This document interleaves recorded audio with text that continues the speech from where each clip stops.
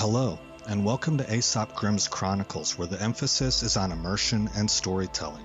While some games contain mature themes or language, you can expect clean commentary from me as a narrator. Additionally, I will provide a content summary in the intro video for each chronicled series, so no one is blindsided or surprised. Let's play a story.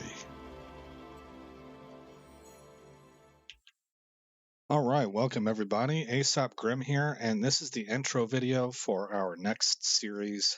This is going to be Chronicle number 2, and a game called Bannerlord. And we're going to be playing, in this Chronicle, we're going to be playing as one of the Sons of Battania. Bannerlord is still in early release. I think it's getting pretty close to a full release, but because it's an early release, it doesn't have an official ESRB rating. So instead, we're going to, and since this is Chronicle 2, this is kind of an abridged version, guys. If you want a more thorough content briefing, you can look at the intro for Chronicle number 1. But in order to get you an idea, because I believe it's still accurate, we're going to read the ESRB rating for the previous title, which was Mountain Blade Warband. So according to that one, it's rated T for teen, and the reasons are alcohol reference, blood, mild language, mild suggestive themes, and violence. In this game, I can't really recall any suggestive themes, even mild. I can't recall, but sometimes I've remembered movies that I didn't recall the language. So take it with a grain of salt. Mild language, yeah, I think the word bastard is used. Alcohol reference, well, you can visit taverns, so there's ale there, and you can sell commodities like wine, and you can own workshops that like a brewery, but you don't really order drinks for yourself, and they don't really talk about drinking in even a social nature. I can't recall them ever talking about that. Violence, yeah, absolutely. Okay, so the rating summary that they have says this is an action role-playing game in which players assume the role of an adventurer in a fictional medieval world. Players can freely visit towns, interact with characters, complete quests, and pursue various career paths in the open world environment. The game depicts on foot and on horseback combat. Players use swords, axes, hammers, maces, and crossbows to attack enemies. Battles can be frenetic at times with intense audio fidelity, loud and constant battle cries, sword slashing, flesh impact sounds. Some scenes involve more protracted melee style, i.e. close quarter combat, battles against multiple enemies. Small spurts of blood are briefly visible during these battles, and faint bloodstains sometimes develop on characters' clothing and or their skin. In this game, there's a lot of blood, so I don't even know if I would call it small. There's quite a bit of blood. Character dialogue covers a wide range of topics and can include references to suggestive behavior. They give some examples here that I'm not going to read aloud. It's all bedroom related. I don't recall seeing anything even close to what I'm reading here in Bannerlord. I just straight haven't seen anything. This is more like some Crusader Kings 3 type things, even maybe more like what I've read in like some Game of Thrones books. This is, anyway, I'm not going to repeat it. There's nothing like that of the sort in this game, at least at this point. The game contains several references to alcohol.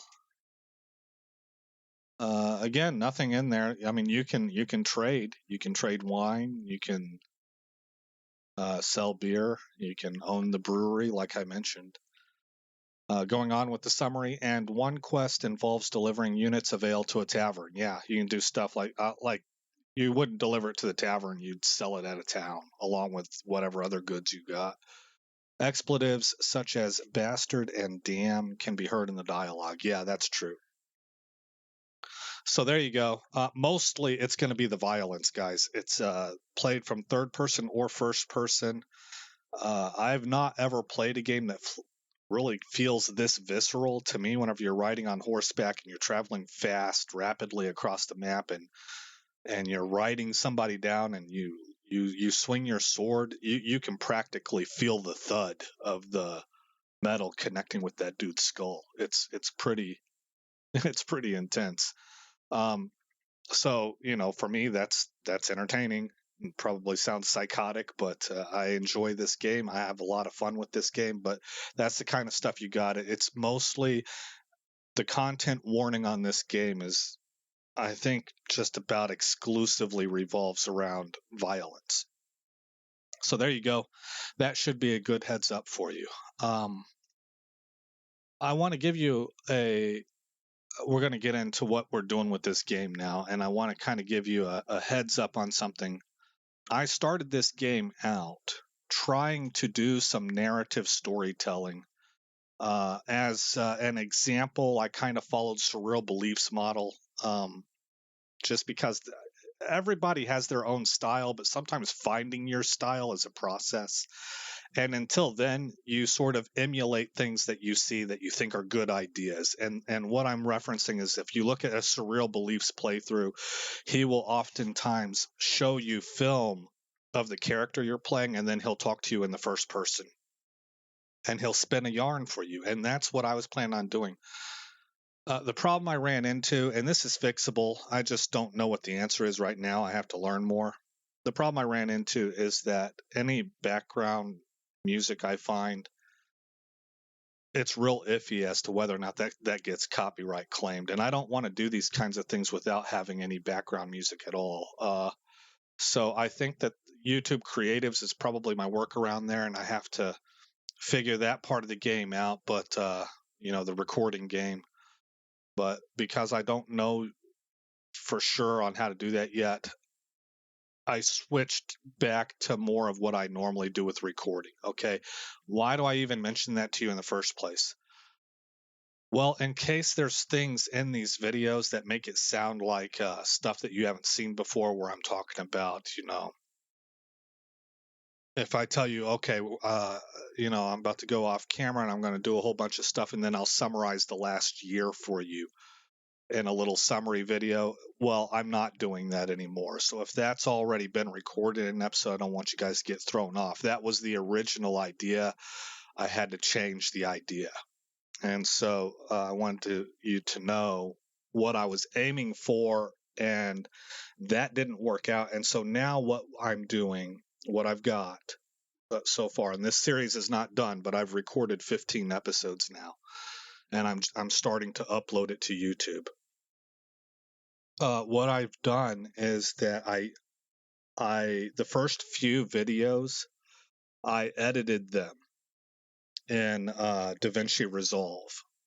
And then after that, as we got more and more into stuff where it would be more conducive for you to see most of the gameplay, I started using the pause function like I've used in the past. But early in the game, there's a lot of dead time, and I edited a lot of that stuff out so that you're not sitting there watching travel time. All right, so you have an idea of how that's doing. The biggest thing that's different with this series is I am using some tools from Strat Gaming. I'm going to bring you to the display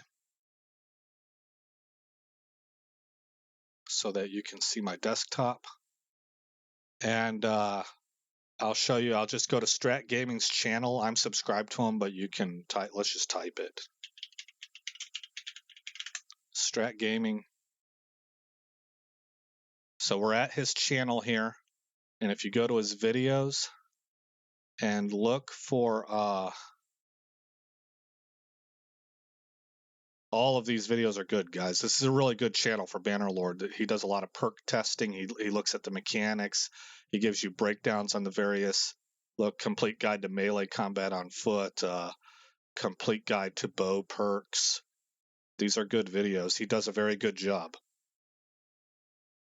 And the one we're looking for is, I'll see it here in a minute. It's this one. Character Creation Guide, Complete Guide to Character Creation. If you bring this video up, and you should, go here, give the guy a like at least. Subscribe to him if you really like his stuff. But if you go here, he'll tell you in this video, but you open up the comment section here or the info section, and right here he links you to his Discord. Click the Discord.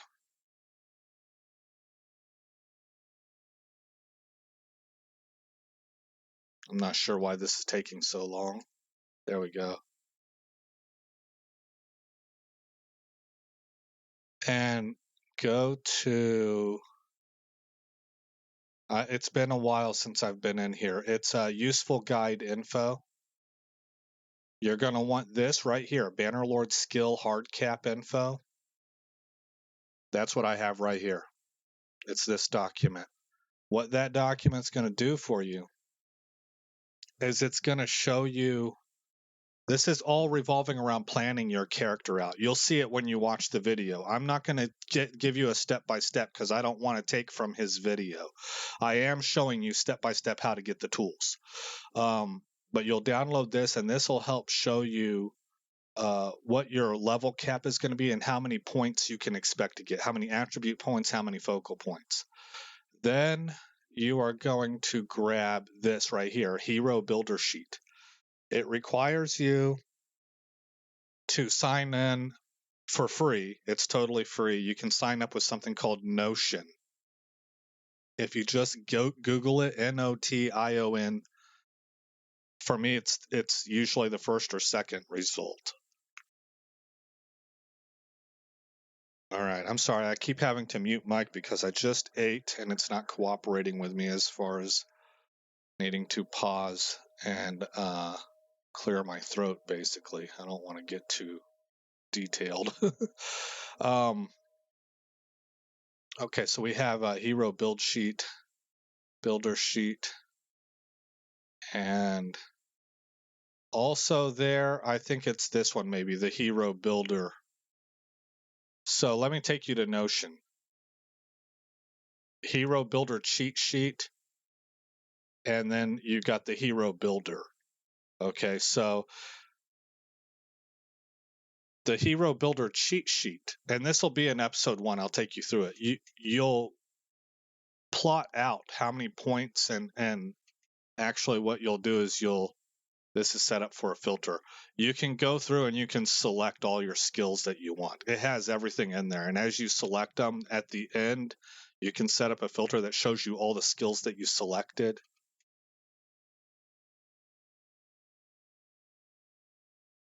Oh, it's this one, hero builder. All the skills that you selected and what skill level they need to be, and what the benefit type is, and the filters allow you to sort by all these different things. I mean, it's really neat. You'll see it in his video. And then you can, this right here is a copy of this. This one is his example character, and this is the character that I built. And so you can go in and make your notes as you want to, and then that gives you something that you can reference as you're leveling your guy up. So we're going to be using that, and I wanted to show you that because that's the big difference. That's the big different thing that we're going to be doing in this series. And I got that from Strat Gaming, S-T-R-A-T. Okay, we're at just under 15 minutes, and I think I've got everything said that I was going to say. I always tell you guys what the plan of the series is. The plan on this series, you know what? I'm not totally decided on that. I think it's to complete the main quest. We'll see. If I get burned out on it, or I feel like, okay, I've done enough in this game and I need to do another Chronicle in a different way, then the aim is going to be to conquer Valandia or something like that. But I believe, at least right now, my idea is to beat the campaign. So we're going to be a Battanian, and we're going to just serve as a vassal. We're not trying to own our own kingdom. We're not trying to take a kingdom over. I don't even know how to do those things. Those are next level for me. Right now, I'm just trying to beat the quest, and if I can beat the quest, that means that I know how to move up in the society I'm in. I know how to manage a large clan. I know how to get armies on the battlefield. I know how to siege, and I know how to manage property. That's my goal. If I can beat the game, so to speak, the quest, then that's proof to me that I have the basic concepts of how this game works down well enough that I can beat the game, you know. And that's whenever you'll start seeing me go into what's called sandbox. So we're just going to be a vassal. We're trying to be a good vassal. We're trying to rise up in the clan and notoriety and be dependable and be a major mover and shaker, but we're not trying to go any higher than vassal, you know, and maybe we're the top vassal, you know, but we're not going to try and be king of anything. So that's the plan. All right. Well, we just hit 16 and a half minutes. So I'll say again, I'm Aesop Grimm. Thank you for coming by the channel. I hope all is well in your neck of the woods. And I will see you in the next episode where this story begins.